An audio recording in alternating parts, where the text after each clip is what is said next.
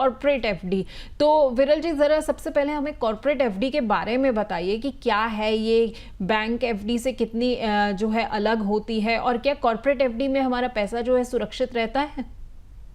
देखिए, corporate FDs non banking finance companies के होते हैं, जहां पे अगर हम देखें तो हमारे यहाँ पे लेडर्स कैसे हैं कि पहले बैंक बैंक आती है, बैंकों की बैंक आती है यानी सेंट्रल बैंक आरबीआई आती है। हम्म। और उसके नीचे फिर जो बाकी सब बैंक्स हैं, नेशनलाइज बैंक्स हैं, डिफरेंट कोऑपरेटिव बैंक्स हैं, राइट, तो वो सब बैंक्स में आती है।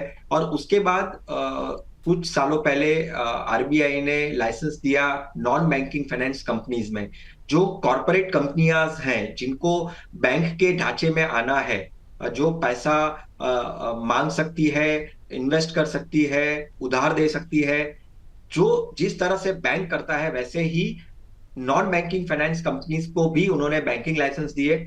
और हम्म। आज के दिन में अगर हम देखें तो जितने भी नॉन बैंकिंग फाइनेंस कंपनीज हैं उसमें से कुछ सारे कंपनीज जो है वो कॉरपोरेट डिपॉजिट्स लेकर आती है। जैसे बैंक फिक्स डिपॉजिट्स लेके आते हैं, वैसे ये कंपनियां, एनबीएफ कंपनियां, corporate non banking finance companies corporate deposits लेकर आती है। उसके जो ब्याज दर होते हैं वो बैंकों के ब्याज दर से थोड़ा ज्यादा होते हैं, और उनको रेटिंग्स दी जाती है। जी। जो भी नॉन बैंकिंग फाइनेंस कंपनीज के कॉर्पोरेट डिपॉजिट्स हैं, या तो जो नॉन बैंकिंग फाइनेंस कंपनीज हैं जो डिपॉजिट्स लेकर आते हैं, उनको एक रेटिंग दी जाती है कि भाई उनकी फाइनेंशियल हेल्थ कैसी है, हम्म। उसका परफॉर्मेंस कैसा रहा है, और वो कितनी फाइनेंशियल स्टेबिलिटी लाती है मार्केट के अंदर।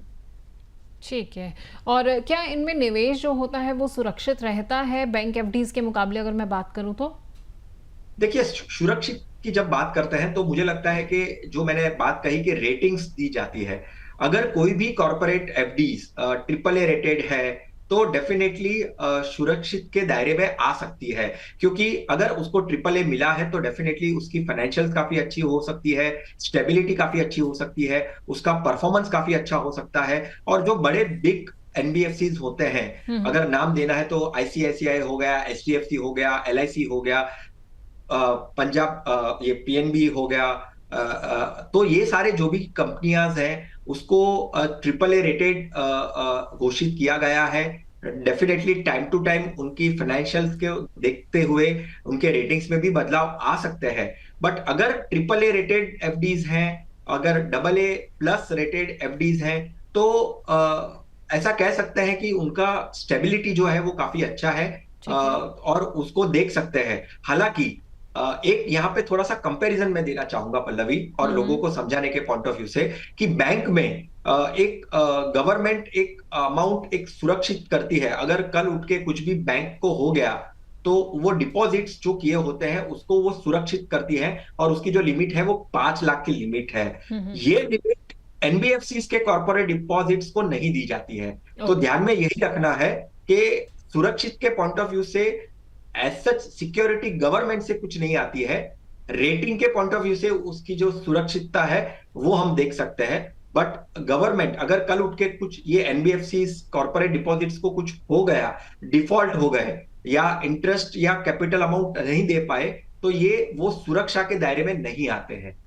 ठीक है, तो सुरक्षा के दायरे में नहीं आते हैं कॉर्पोरेट एफडीज़, और यहाँ पर आपको रेटिंग्स जो है वो ज़रूर चेक करनी चाहिए कि किसी भी कॉर्पोरेट एफडी की क्रेडिट रेटिंग जो है क्या है। उससे आपको पता लग जाएगा कि आपका किया हुआ निवेश किया हुआ पैसा जो है वो कितना सिक्योर रहेगा। विरल जी, आपने बात की ट्रिपल ए और डबल ए के बारे में कि क्रेडिट रेटिंग्स होती है, इसके अलावा और कौन कौन सी कैटेगरीज होती हैं? हाँ, एक आम निवेशक के लिहाज से मैं ये समझना चाहूँगी कि हमें कौन सी कैटेगरी में ही निवेश करना चाहिए, किसके साथ जो है कितने जोखिम होते हैं, ये हमें कैसे पता लगेगा?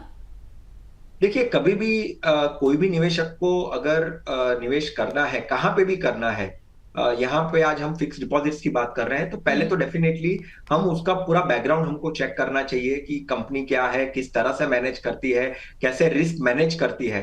अगर डबल ए रेटेड पेपर है या सिंगल ए रेटेड कोई कंपनी की एफडी है, तो उसका परफॉर्मेंस क्या है, उसकी फाइनेंशियल स्टेबिलिटी क्या है। हम्म। ट्रिपल ए रेटेड डेफिनेटली माना जाता है कि सबसे सुरक्षित आप उसको कह सकते हो। पर बार बार इसके रेटिंग में बदलाव भी आ सकता है। तो हमको जब हम निवेश करना सोचते हैं तो हमको ये देखना चाहिए कि भाई उसकी फाइनेंशियल स्टेबिलिटी क्या है, कौन सी कंपनी कितने समय से मार्केट के अंदर है, इंडस्ट्री में है। तो ये सब चीज सोचकर ही, क्योंकि देखिए रेटिंग की अगर बात करते हैं तो ये ट्रिपल ए रेटेड से लेकर double A, triple B, triple A minus, single A, junk, default, ऐसे बहुत सारे डिफरेंट डिफरेंट रेटिंग्स दिए जाते हैं।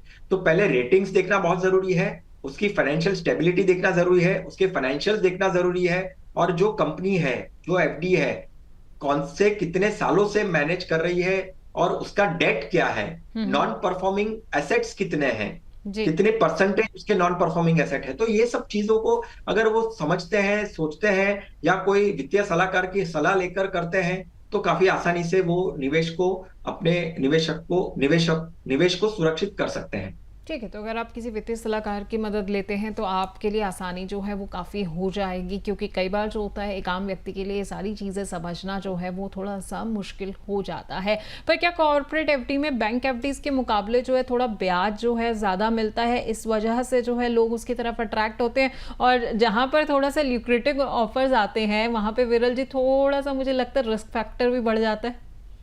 डेफिनेटली ज्यादा इंटरेस्ट रेट है तो रिस्क तो रहेगा ही रहेगा, उसमें कोई दो बात नहीं है। पर रिस्क कैसे मैनेज करते हैं, जो भी कंपनीज हैं, जो भी एनबीएफसीज हैं, जो भी रेटिंग्स हैं, किस तरह से वो मैनेज करते हैं, कोई इंटरेस्ट में वो डिफॉल्ट हुए हैं या नहीं हुए हैं, रेटिंग्स क्या है, फाइनेंशियल स्टेबिलिटी कितनी है, कितने टाइम से वो अपने ये फिक्स डिपॉजिट्स वो लोग ले रहे हैं, किस जगह पे वो निवेश कर रहे हैं, आपका पैसा ले रहे हैं आपसे, राइट। आज भी अगर बैंक लेती है तो हम पूछते नहीं है, आज भी अगर हम कॉर्पोरेट डिपॉजिट्स करते हैं तो हम पूछते नहीं है।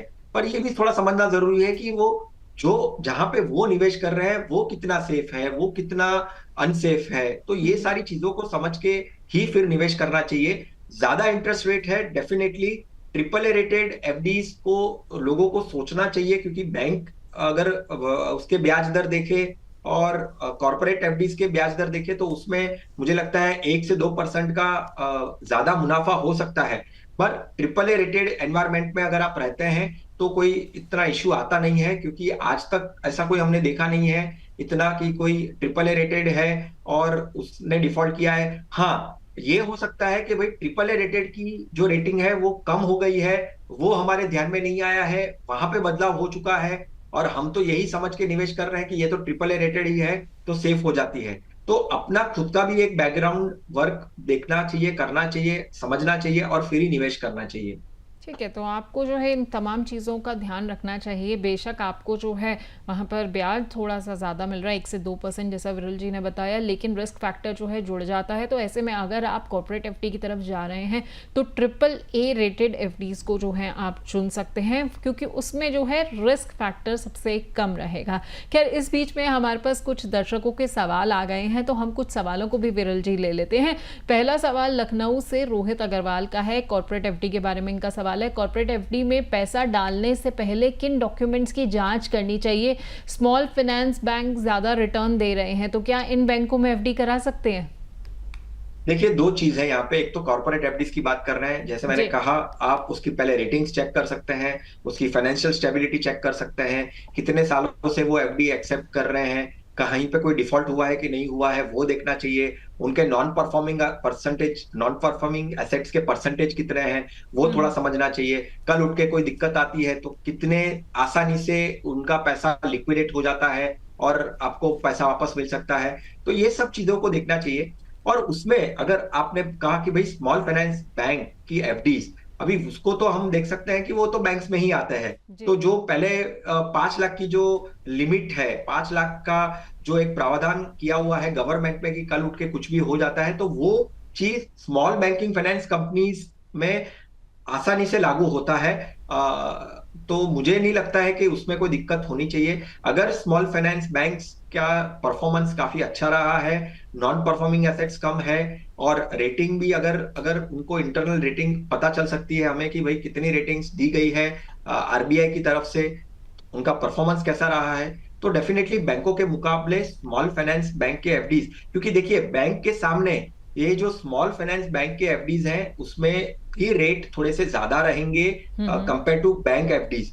तो डेफिनेटली ये भी एक एवेन्यू देखना चाहिए लोगों को कि भाई अगर मुझे थोड़ा सा इंटरेस्ट रेट ज्यादा मिलता है और मुझे ऐसा प्रावधान भी मिलता है कि भाई जहां पे गवर्नमेंट ही इसको सुरक्षित कर रही है, 5 लाख की जो लिमिट है, तो हम्म। डेफिनेटली स्मॉल फाइनेंस बैंक के एफडीज भी देखने चाहिए। ठीक है, तो स्मॉल फाइनेंस बैंक की एफडीज भी आप देख सकते हैं, क्योंकि वहाँ पर कहीं ना कहीं आपको जो है एक सुरक्षित घेरा मिल जाता है, चूँकि वहाँ पे जितना भी अमाउंट, अगर कल को बैंक जो है वो किसी तरह की किसी भी वजह से जो है डिफ़ॉल्ट हो जाता है या फिर डूब जाते हैं, तो कम से कम आपका 5 लाख रुपए तक का जो पैसा है वो सुरक्षित रहेगा। अगला सवाल जयपुर से कविता मेहता का है। ये कह रही है कि कॉर्पोरेट एफडी में ब्याज जो होती है, वो ब्याज दर होती है, वो कितनी होती है और कितने साल तक की हम एफडी करा सकते हैं? देखिए, एफडीज तो आपको डिफरेंट डिफरेंट टेन्योर्स की मिलती है, डिफरेंट डिफरेंट डेज के पॉइंट ऑफ व्यू से भी आप कर सकते हैं। कुछ कंपनीज, अगर मुझे नाम लेना है तो जैसे सपोज एग्जांपल ले लीजिए यहाँ पे, कॉर्पोरेट एफडीज में बजाज फाइनेंस, तो उसमें ऐसे ऑप्शंस है कि आप डेज के पॉइंट ऑफ व्यू से भी निवेश कर सकते हैं। और कुछ एफडीज ऐसे हैं, कॉर्पोरेट एफडीज जो ट्रिपल ए रेटेड है, वो टेन्योर के पॉइंट ऑफ व्यू से भी आप एफडीज कर सकते हैं। अगर ब्याज दर की बात करें तो बैंक एफडीज में अनुमान देखा गया है कि 5% से लेकर 7% का ब्याज दर है। आज आज जो अब हम बात कर रहे हैं, तभी हमारा जो इंटरेस्ट रेट है वो घटते दौर में चला गया है, जहां पे हमेशा हमको सुनाई देगा कि भाई आज 25 बिप्स कट हो गया, कल उठ के 25 बिप्स कट हो गया। तो ऐसे सिनारियों में आज अगर हम देखें तो बैंक्स जो है वो डिफरेंट डिफरेंट टेन्योर में 4-5% से लेकर 7% तक ब्याज दर है। कॉर्पोरेट एफडीज की बात करें तो 7-8% से लेकर एज हाई एज 10% तक भी कॉर्पोरेट एफडीज के जो इंटरेस्ट रेट्स है वो जा रहे हैं। जी, तो ब्याज दर जो है वो ज़्यादा जाएगी। ऐसे में आपको बस इतना ध्यान रखना है कि अगर आप कॉर्पोरेट एफडी चुन भी रहे हैं तो कम से कम ट्रिपल ए चुनिए, ताकि आपका रिस्क फैक्टर जो है वो कम हो जाए।